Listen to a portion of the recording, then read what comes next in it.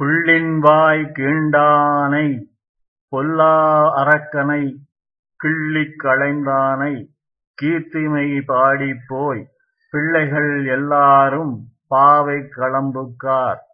வெள்ளி எழுந்து வியாழம் உறங்கிற்று புள்ளும் சிலம்பினகான் போதரிக் கண்ணினாய் கொள்ளக் குளிரக் குடைந்து நீராடாதே பள்ளி கிடத்தியோ பாவாய் நீ நன்னாளால் கள்ளம் தவிர்ந்து கலந்தேலூர் எம்பாவாய்.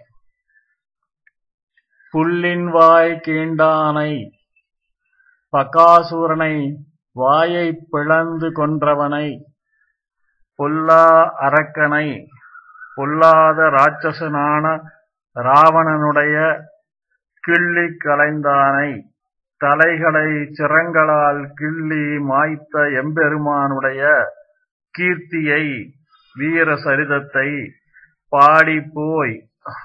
பாடிக்கொண்டு போய் பிள்ளைகள் எல்லாரும் எல்லா பெண்களும் பாவை களம்புக்கார் பாவை நோன்பு நோர்க்கும் இடத்தை அடைந்து விட்டார்கள்.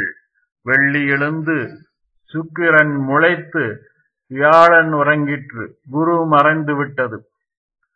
புள்ளும் சிலம்பினகான் பட்சிகள் கூட கூச்சலிட்டு பறக்க ஆரம்பித்து விட்டன பார். ஆகவே போது அரி கண்ணினாய் பூவை போலும் மானைப் போலும் அழகிய கண்களை உடையவளே பாவாய் பெண்ணே நன்னாள் ஆள் இன்று நல்ல நாள் ஆனபடியால் நீ கள்ளம் தவிர்ந்து கபடத்தை விட்டு கலந்து எங்களுடன் சேர்ந்து குள்ளக் குளிர உடல் குளிர குடைந்து அமிழ்ந்து நீராடாமல் பள்ளி அணையில் கிடத்தியோ உறங்குகிறாயோ கூடாது எழுந்திராய். கண்ணழகு நிரம்பிய ஒருத்தி இப்பாட்டில் எழுப்பப்படுகிறாள்.